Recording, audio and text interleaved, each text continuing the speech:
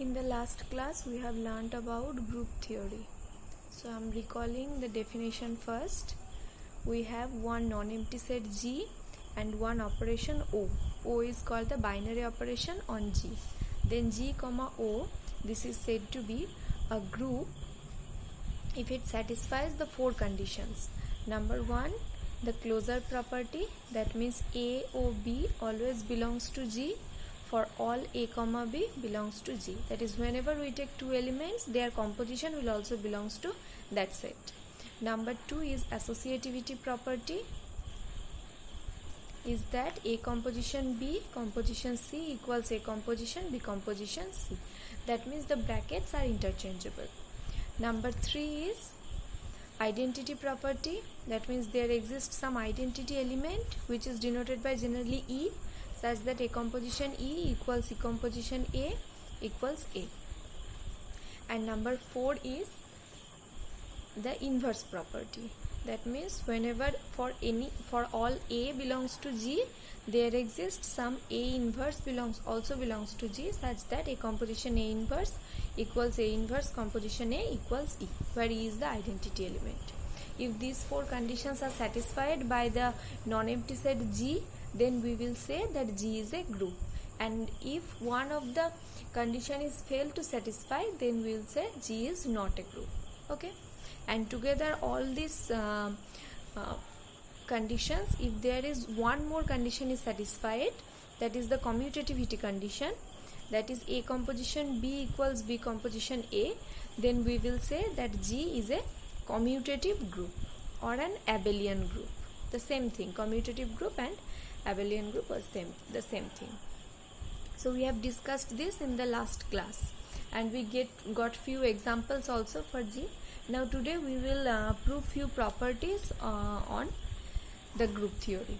So number one property is, in a group A composition B equals A composition C, this will imply B equals C. That means A can be cancelled out. So how will you prove that? Starting with the given condition, that is A composition B equals A composition C. Now we are applying pre-multiplying by A inverse on both sides. So composition of A inverse on both sides from the left. This one. Okay. Now we are interchanging the bracket. We can do that because group theory satisfies the associativity property. So A inverse composition A composition B equals this. Now A inverse composition A means E. Now E composition B means B. So B equals C. That is, we have started with A composition B equals A composition C and we ended at B equals C. So the property is proved. Next property is property number 2 is A composition B its whole inverse equals B inverse composition A inverse. Okay, we have to prove that for a group. That means we have to show this element A composition B its inverse equals this quantity. That means we have to show this element into this whole element equals the identity element. Then we can show its inverse is this. So starting with this one, this composition, this one. Now interchanging the bracket.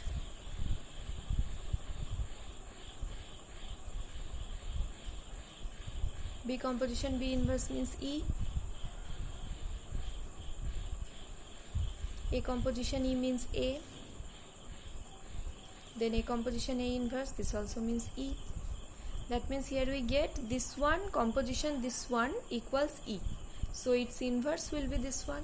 So from there we can claim A composition B its inverse equals B inverse composition A inverse.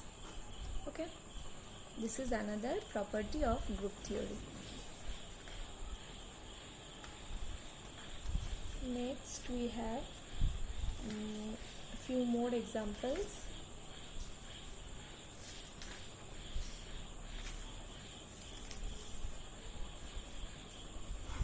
Next example number 3. or property number 3 is that if G be a group and A belongs to G, then prove that AG equals G, where AG means a composition G such that G belongs to capital G. That means A is a fixed element of G and we are choosing all the elements of G, then composing it with A, and we get the set AG. We have to prove AG equals G. Now whenever we are trying to prove two sets are equal, the rule is we have to prove that each set is the subset of the another set. That means if we want to prove that A equals B, the rule is we have to prove A subset of B and B subset of A. Okay, here we want to show AG equals G, so we have to show AG subset of G and G subset of AG. Okay, so starting with, let some element P belongs to AG. Okay, then P will be of the form A composition G for some G belongs to capital G. Now A also belongs to G, G also belongs to G. That means A composition G also belongs to G because G is a group. By closure property, this belongs to G, so P belongs to G. We started with P belongs to AG, we ended at P belongs to G. That is AG subset of G. Okay, now for the next part, let some Q belongs to G. Okay, so there exists X belongs to G such that A composition X will be equals Q by the property of group.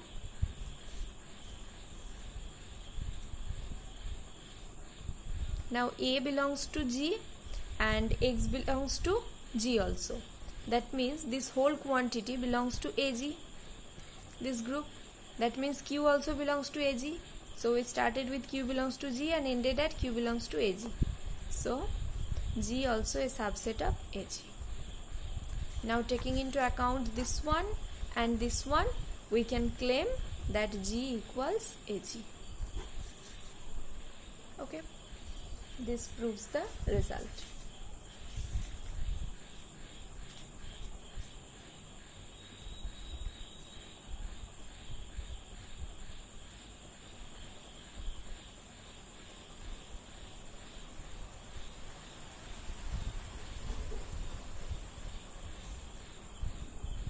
Okay, there are a few more examples also. We will solve it.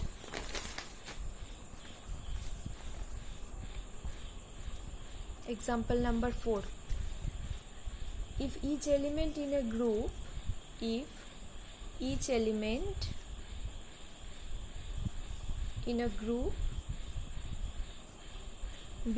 own inverse, then prove that the group is abelian. Abelian means commutative. If each element is its own inverse, that means whenever you will consider one element small a will be equal to A inverse, and we have to prove the group is abelian. So let answer is, let some A belongs to G, then A equals A inverse. Okay, we have to prove we have to prove G is abelian. That means AOB equals BOA. So starting with AOB, okay, considering its inverse, then it will also equals to AOB, right? Now applying the property here, AOB its whole inverse is B inverse composition A inverse. We just prove it equals AOB. Again B inverse is equal to B by the given rule. Composition A inverse is also equals to A. So we ended at BOA equals AOB. That means the group G is commutative. Okay, this proves the result.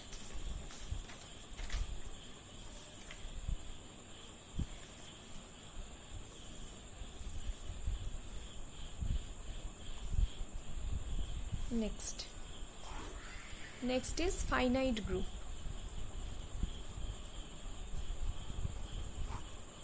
Okay, finite group means if a group contains a finite number of elements, then this is said to be a finite group. If the group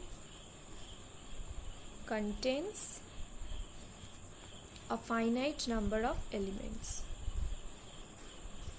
So far we have discussed about groups which are all infinite group, like Z. Z is an infinite group because it contains infinite number of elements. Then we have also discussed about R. This is also another infinite group because it also contains infinite number of elements. But here we are discussing about finite groups, those groups which contains a finite number of elements. So the first example of finite group is the group defined by the set G equals 1, omega, omega square. This one. This G together with the multiplication operation, this will form a group, and which is called a finite group because it contains finite number of elements, only 3 elements. So this is an example of a finite group. Next we can give another example of a finite group, which will be G equals this set 1 minus 1 I minus I. Okay, this G with respect to dot multiplication, this also forms a group, and this is also a finite group because it contains only 4 elements. So these are 2 examples of finite groups.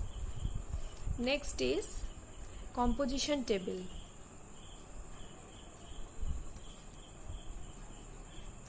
Okay, composition table is it's a table from where we can get all the elements of that group, and we can check all the properties of that group from this element. And the composition table, we only do it for finite groups. So we have to know how to compute this composition table. So for that reason, first we are considering the first example, this group 1 omega, omega square. Omega means the cube root of unity. You know how to calculate the cube root of unity. Omega cube equals 1, that omega. Okay, so we will compute the composition table of that group.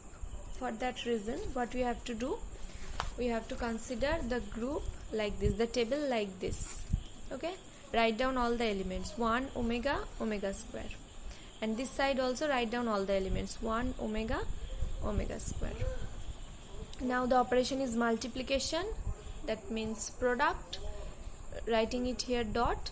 Now multiply all the elements one by one. At first 1 into 1, this will be 1, then 1 into omega, omega, 1 into omega square, then omega into omega, omega into 1, omega, omega into omega, that is omega square, then omega into omega square, that means omega cube, which is equal to 1. Next omega square into 1, which is equals omega square, then omega square into omega, that is omega cube, which is again equal to 1, then omega square into omega square, which becomes omega to the power 4, that means omega cube into omega. Omega cube turns out as 1, that is 1 into omega, which is ultimately omega. Okay, so this is the composition table of the group G. Okay, where omega to the power omega cube equals 1 and omega to the power 4 is computed like this. Okay, this is how we compute composition table for a finite group. Similarly, we can find out the composition table for the next finite group, which was 1 minus 1 I minus I. So let's do it. Here G equals this, and I hope you all know what is I. I means the imaginary root, the complex number. So we are trying to compute the composition table. Write down all the elements 1 minus 1 I minus I, and here also 1 minus 1 I minus I. Then product, that is the multiplication. Now try to multiply it. 1 into 1 1, 1 into minus 1 minus 1, 1 into I, 1 into minus I, then minus 1 into 1 minus 1, minus 1 into minus 1 1, minus 1 into I, minus 1 into minus I plus I into 1 I into minus 1 minus I, I into I, that is I square. I square, take the value minus 1. Then minus I square. I into minus I, that is minus I square. That is minus of minus 1, which turns out as plus 1. Then minus I into 1, minus I into minus 1, plus I, minus I into I, that is minus I square, which takes the value plus 1. Then minus minus plus I into I square, that is minus 1. Okay. So this is the required composition table for the second finite group G, where I square equals minus 1. Okay.